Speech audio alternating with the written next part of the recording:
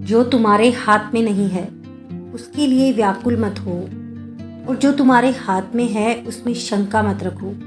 कर्तव्य पथ पर चलने वाला कभी अकेला नहीं होता।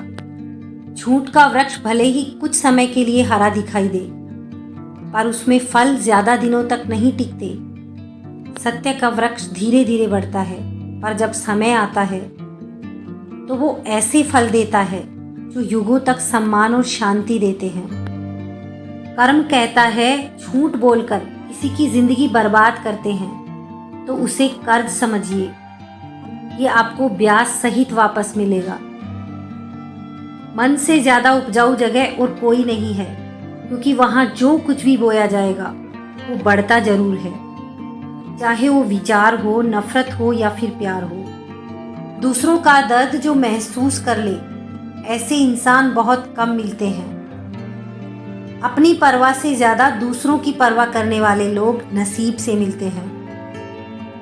जब कभी भी आप किसी की मदद करने की स्थिति में हो तो उसकी मदद जरूर करें, क्योंकि भगवान आपके माध्यम से किसी की प्रार्थना का जवाब दे रहे होते हैं। वो धागा ही था जिसने छिप कर पूरा जीवन मोतियों को दे दिया, और ये मोती अपनी तारीफ पर इतराते रहे उम्र भर। मौन किसी मानव की कमजोरी नहीं, उसका बड़प्पन होता है, वरना जिसको सहना आता है उसको कहना भी आता है। कुदरत जब किसी के साथ किए गए धोखे की सजा देती है तो याद रखना, बोलने लायक तो दूर की बात, रोने लायक भी नहीं छोड़ती। दूध, दही, छाछ, मक्खन और घी सब एक ही वंश के हैं, फिर भी सबकी कीमत अलग है, क्योंकि श्रेष्ठता जन्म से नहीं आती बल्कि अपने कर्म, कला और गुणों से प्राप्त होती है।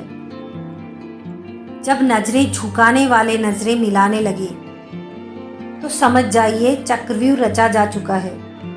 प्रहार कभी भी हो सकता है।